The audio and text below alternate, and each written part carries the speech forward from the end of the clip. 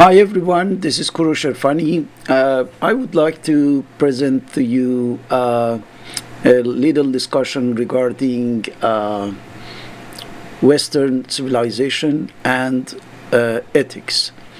You know, after the genocide in Gaza, starting from October 7, 2023, we could know the nature of the Israeli government and the Zionism, and that was for sure. But also, we had opportunity to know much better about the deep nature and character of the Western countries. Right? We saw how almost all the Western countries started to support almost unconditionally the genocide in Gaza for 2 years, providing whatever was necessary to commit this genocide. So this was very revealing. This exposed effectively what Western is. Let's think about the modern West as a civilization that defined itself for a long time, for centuries, as a kind of belief in a supremacy, right? As if they had a superiority, racial superiority or cultural superiority or political one over the other nations, over other countries, cultures, societies, and so on. So this feeling of supremacy was justified by a different language that the pure racist, supremacist, ethnocentrist language. What was the language that was used?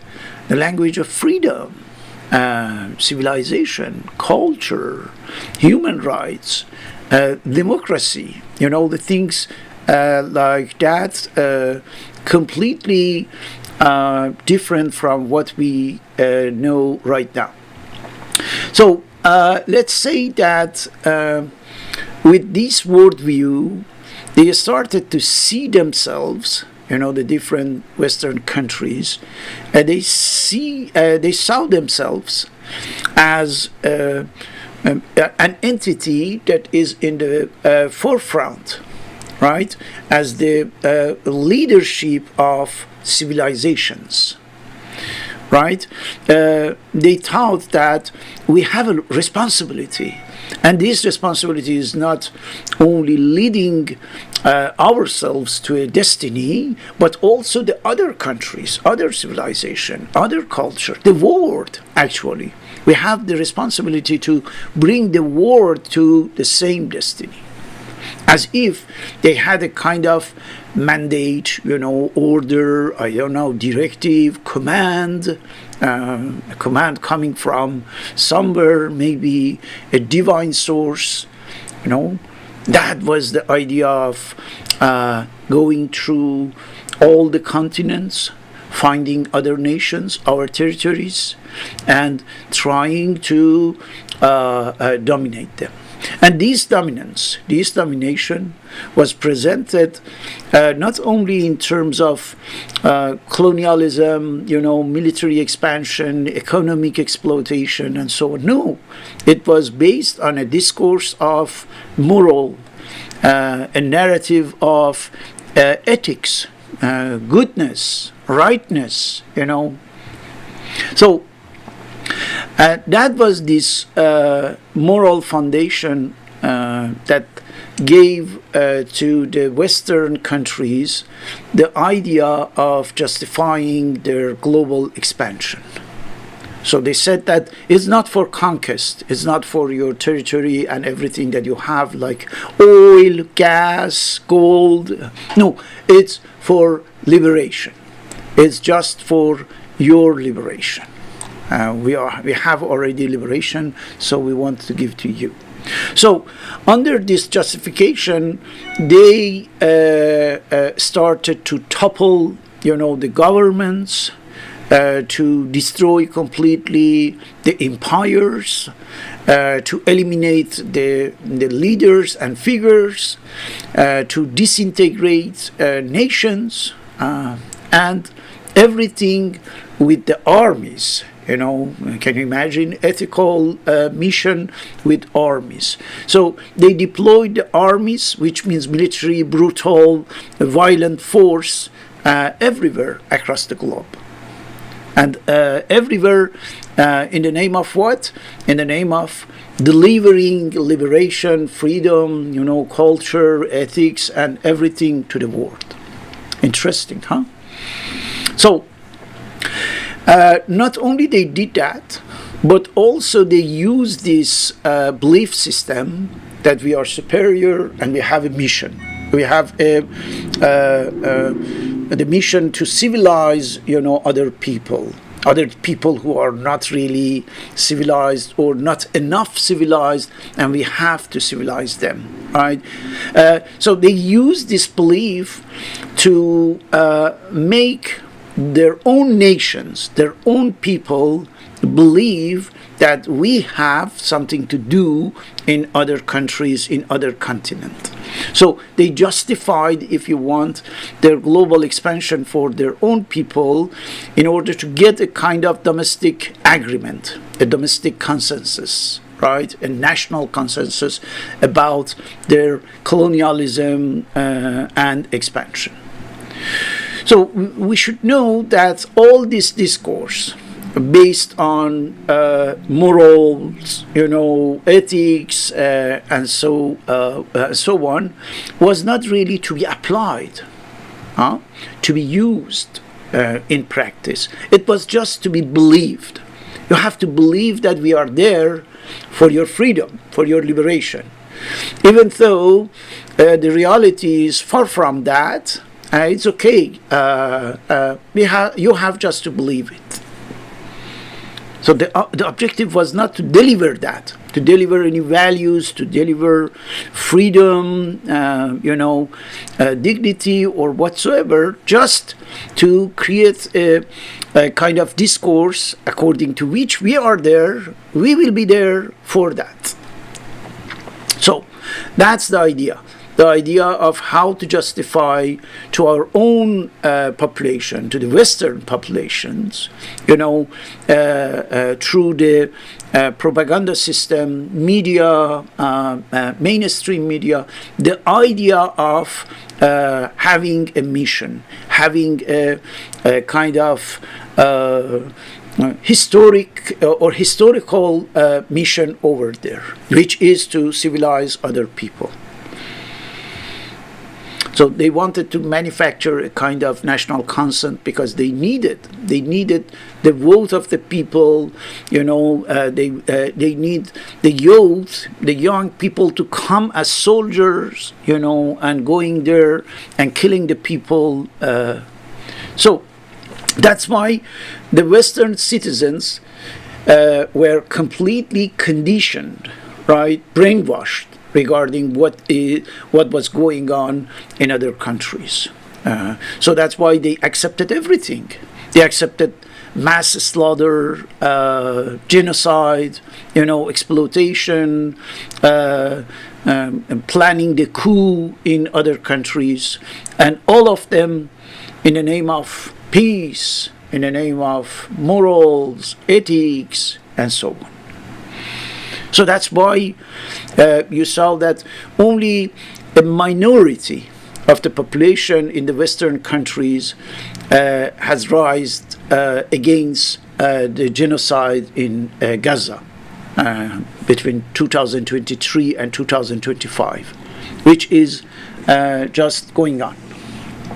So we can see that they created a kind of label, kind of code to be used for doing all these atrocities. The code was, you remember, this code was used by Reagan, by Bush administration, for example. It's called moral necessity. Moral necessity. Also used by French colonial, British colonialism, and so on.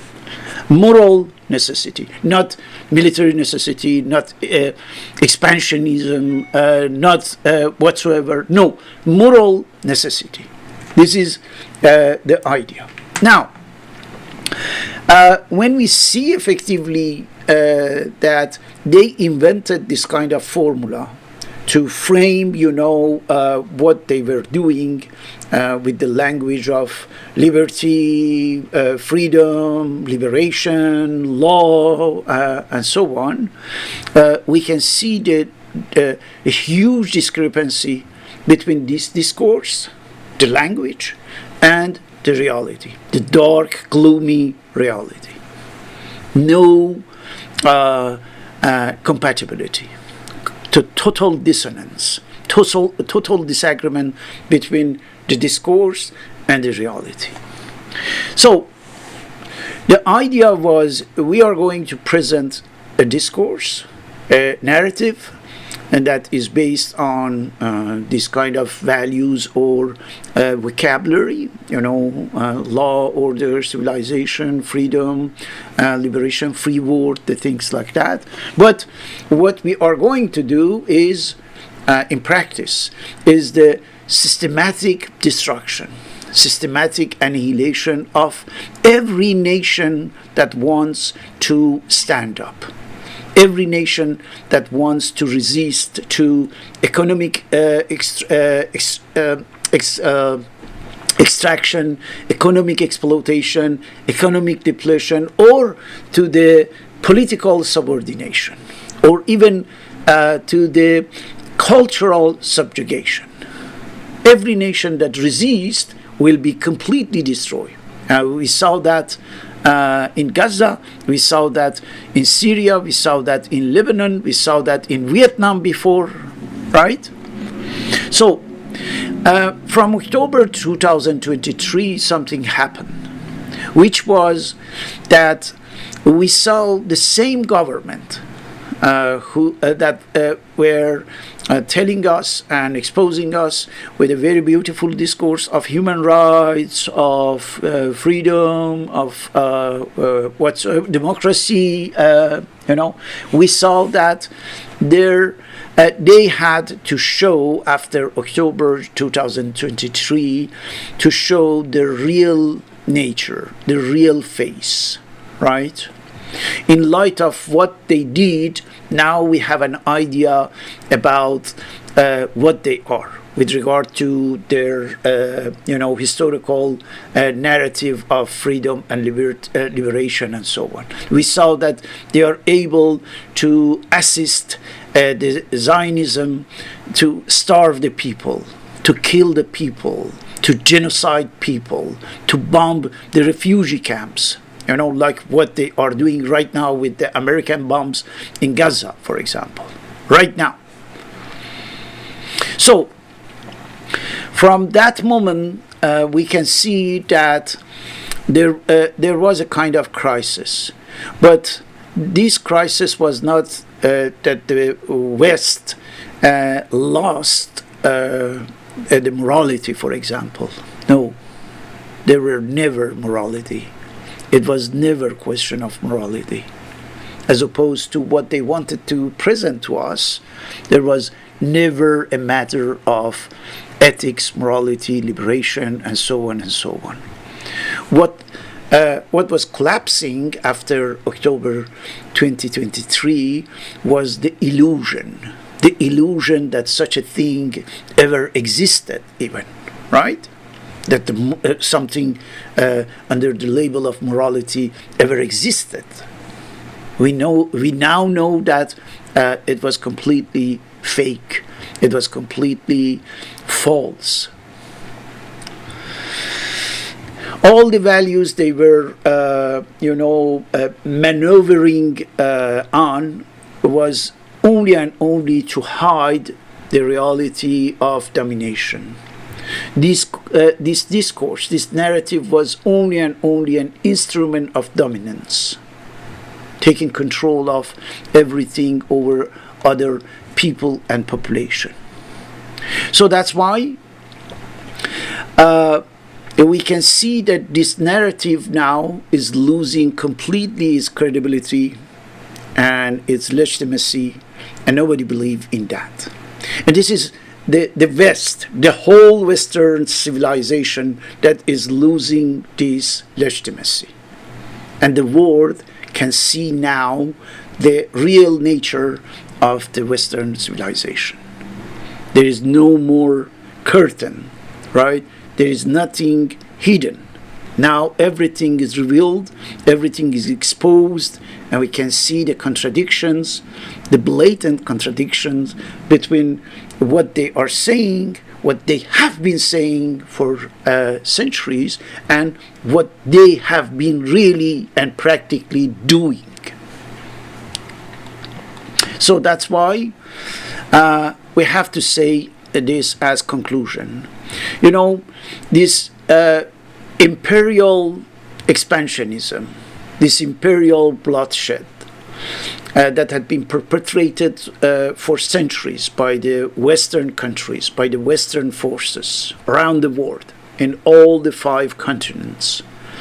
It was never a question of deviation from the Western values, from the Western original values. There was not such a thing. It is not a matter of divergence or deviation or deviance or whatsoever. No, it was just question of unmasking, exposing the real nature. And if we realize that, we can have a much more realistic image from the Western countries, Western governments. And that's why when we see the people, like, for example, a part of the Iranians across the world, asking the freedom, their freedom, asking the freedom of their country. From who? From these Western powers. Is really regrettable. Is really a shame. Why? Because they don't have any idea about the real nature of the Western powers. Because they don't pay attention to this huge discrepancy between narrative of freedom, democracy for Iran, for Venezuela, for Cuba, for the whole board, and on the other hand, supporting all the dictatorships across the world, planning the coup against any real elected governments, like the government of Mossadegh in Iran in 1953, for example. So they don't pay attention on this huge divergence between what they said during 2-3 centuries and what they did. We have to pay attention to that. We have to pay attention for the simple reason that if we have still this illusion regarding the West, we will be again and again trapped. We fall again and again in their trap, right? So that's why at a given moment, not only the non-Western countries, non-Western populations, but also the Western populations, the people who are living in these countries, right? Their own citizen. I am talking about the Western citizens. They have to take awareness about this historical reality and about the immorality of what their government, the governments actually have been doing, for centuries. If we have this possibility, this awareness, this consciousness, at a given moment, I am pretty sure that they cannot really create this kind of superfluous conflicts between the nations. This is what the political class is doing, right? Their dominance is grounded on what? On the absence of consciousness by the Western citizens about the reality of what they are doing and the atrocities that they are imposing to the other people and population.